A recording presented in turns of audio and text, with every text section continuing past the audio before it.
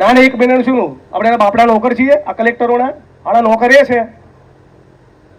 છે કે નહીં નોકર તો નોકરને યાદ કરાવો કે તું નોકર છે કલેક્ટર એમ કહેવાનું અમે તારા બાપના નોકર નથી કે તમે વારે વારે રિક્વેસ્ટો કહીએ ઘેલ સફાઓ ફાડી નાખીશ। ધારાસભ્ય જિગ્નેશ મેવાણી છે તે કલેક્ટરો પર વરસ્યા છે કેમ કે ખેડૂતોના ખેતરમાં દાદાગીરી થઈ રહી છે અને કલેક્ટર કોઈ પણ પ્રકારના આદેશ આપી નથી રહ્યા।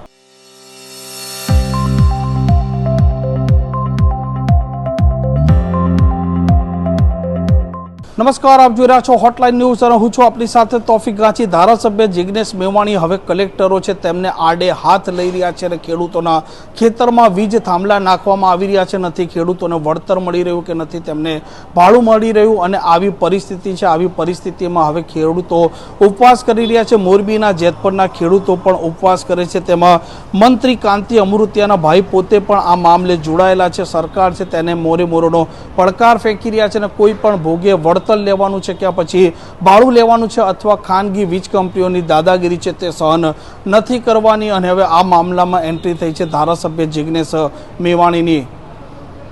મારી જમીનમાં દબાણ હોય ત્યારે ભાઈ આઈને ઉભા રહે અને એની જમીનમાં કબજો લેવાનો હોય તો છટકી જો ચાલે?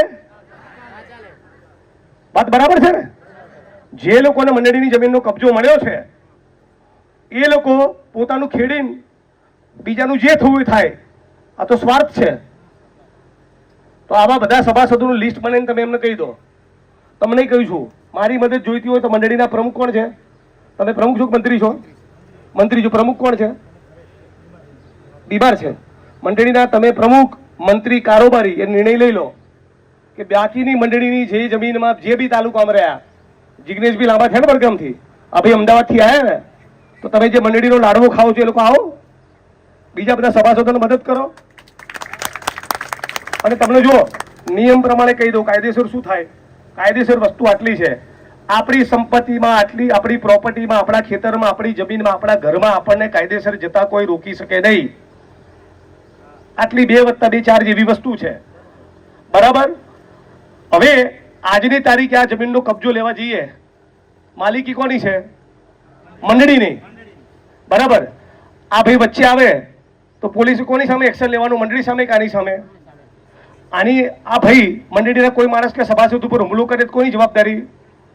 અને લેખિતમાં જાણ કરેલી છે, લેખિતમાં મંડળીના માણસોએ જાણ કરેલી છે, 2018-19માં માપણી થયેલી છે, બરાબર? એક મજબૂત તાકાત વાળો કોલ આપો, બરાબર? અત્યારે કલેક્ટર ને એસપી શું કહે છે હું જરા જોઉં છું, બરાબર? ના એક મહિનાનું શું આપણે બાપડા નોકર છીએ આ કલેક્ટરોના, આના નોકર એ છે કે નહીં નોકર? તો નોકરને યાદ કરાવો કે તું નોકર છે કલેક્ટર એમ કહેવાનું। અમે તારા બાપના નોકર નથી કે તમે વારે વારે રિક્વેસ્ટો કહીએ।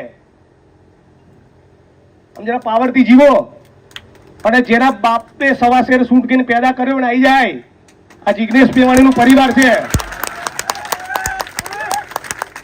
ઘેલ સફાઓ ફાડી નાખીશ।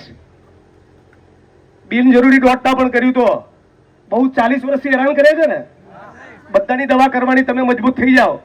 તમે મજબૂત ના થવાને તો મારો ટાઈમ ના બગાડતા, એ બી કહી દઉં છું।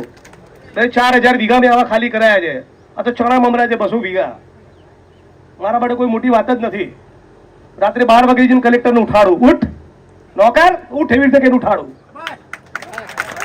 બરાબર? પણ પેલા તમે તૈયાર થઈ જાઓ, તમે નક્કી કરો ને આટલી મોટી જમીન છે તમારે ખેડવાનું, ક્યાં રોજ જિગ્નેશભાઈ આવવાના છે?